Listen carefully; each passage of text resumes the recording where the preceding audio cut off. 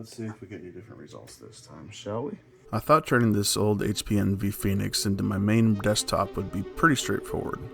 It has an i7 5930K, more cores and threads than my Ryzen system, and I already owned everything I needed. But this old X99 system fought me basically every step of the way.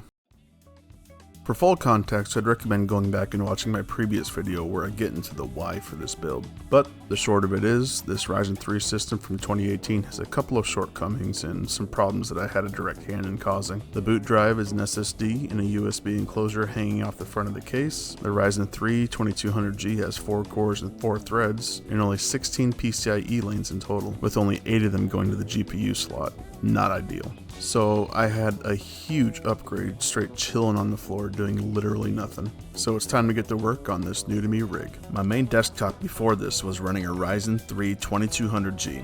And on paper, this HP actually makes way more sense. This Intel i7 has the ability to perform way better than the Ryzen. On paper. I mean, objectively, the Intel chip just has way more horsepower. It has over double the PCIe lanes versus the Ryzen, and I get 16 whole lanes dedicated to the GPU. I'm not choking the 1060 for bandwidth anymore with the HP. Everything looks so much better on paper. So here's the plan. Get what I want out of the Ryzen, put it in the HP, install Windows, easy peasy. Right? The first problem showed up immediately, the RAM. As a fledgling home labber, I want to level with you right off the bat. I tend to ask various AIs questions about compatibility, and the AI will gleefully tell me what I want to hear. Being the naive home labber that I am, I accept those optimistic responses with equal enthusiasm. So when I ask if throwing a third rando stick of RAM would be totes cool, AI was like, hell yeah, brother, you got this. And you know, if it wasn't a 12-year-old CPU platform, it might have worked. I was being told about hybrid memory and unbalanced 2-channel. This chipset was not about that life. The machine wouldn't even post. No BIOS, no Windows installer, nothing. Now, I've had my run-ins with AI optimism in the past. I'm much more cautious about what I do at AI's behest. So after a couple of attempts and a little bit of troubleshooting, I knew what I had to do. So I pulled the oddball stick out, hit the power button, and about 45 seconds later, the screen lit up. Wouldn't you know it, I was back on track. So, like I said, this is a nearly 12-year-old platform at this point, coming out in Q3 2014. The older hardware can be very picky with memory configurations. Things especially get wonky when you start mixing RAM with different timings. So instead of fighting for that extra 8 gigs of RAM, I decided to press ahead. So this happened. I'm not quite sure why this might be happening. So once I finally got the machine posting, I ran into the next problem, the NVMe drive. The weird part was that the Windows installer could see the drive, but BIOS basically acted like it didn't exist. So I was stuck in this weird middle ground where the system sort of recognized the NVMe drive, but apparently not enough to actually boot from it. So every time I tried installing Windows to it, something broke. The boot process would fail, the installer would restart, and it just kept looping through Windows setup over and over.